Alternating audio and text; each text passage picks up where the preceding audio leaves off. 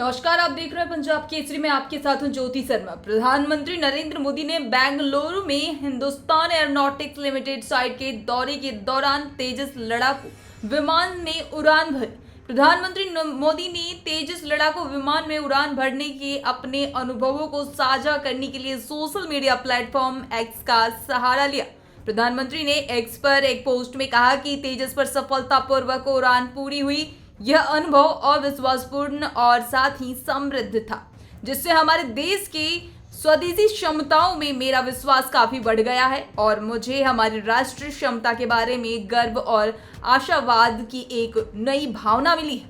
भारतीय वायुसेना प्रमुख air chief marshal V R. Chaudhari स्वदेश के मेड इन इंडिया लड़ाकू विमान में प्रधानमंत्री नरेंद्र मोदी की पहली उड़ान की तैयारियों की निगरानी के लिए मौके पर थे।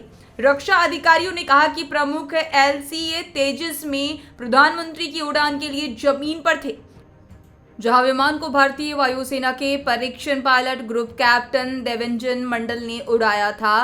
पीएम मोदी तेजस जेट की सुविधा सहित विनिर्माण सुविधा का दौरा करने और समीक्षा करने के लिए बेंगलुरु के दौरे पर हैं।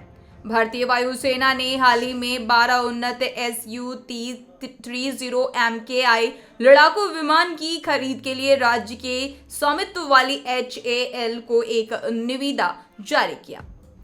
रूसी मूल उपकरण निर्माताओं के साथ साझेदारी में HAL द्वारा भारत रक्षा सूत्रों ने पहले एनआई से बात बताया। उन्होंने कहा कि सार्वजनिक क्षेत्र में कंपनियों की अगले महीने तक परियोजना के विवरण के साथ अन्य विवरणों के साथ निविदा का जवाब देने की उम्मीद है। रक्षा क्षेत्र में सरकार की आत्मनिर्भरता नीतियों के अनुरूप भारतीय वायुसेना की आवश्यकता के अनुरूप विमान में उच्च प्रतिशत स्वदेशी सामग्री शामिल होगी।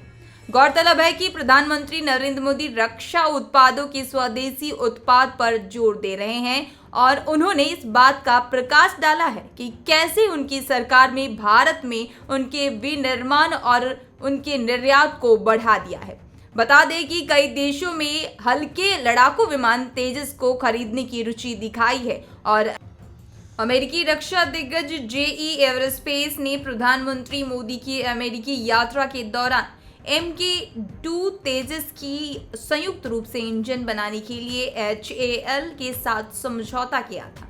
वहीं देश के रक्षा मंत्री राजनाथ सिंह ने अप्रैल में कहा था कि वित्त 2022 से 2023 में भारत का रक्षा निर्यात 15,920 करोड़ की सर्वकालीन उच्च स्तर पर पहुंच गया है। उन्होंने कहा था कि यह देश के लिए एक उल्लेखनीय उपलब्धि है जो काफी सराहनीय है और अब देश को एक बहुत बड़ी सौगात के रूप में तेजस लड़ाकू विमान दे दी गई है।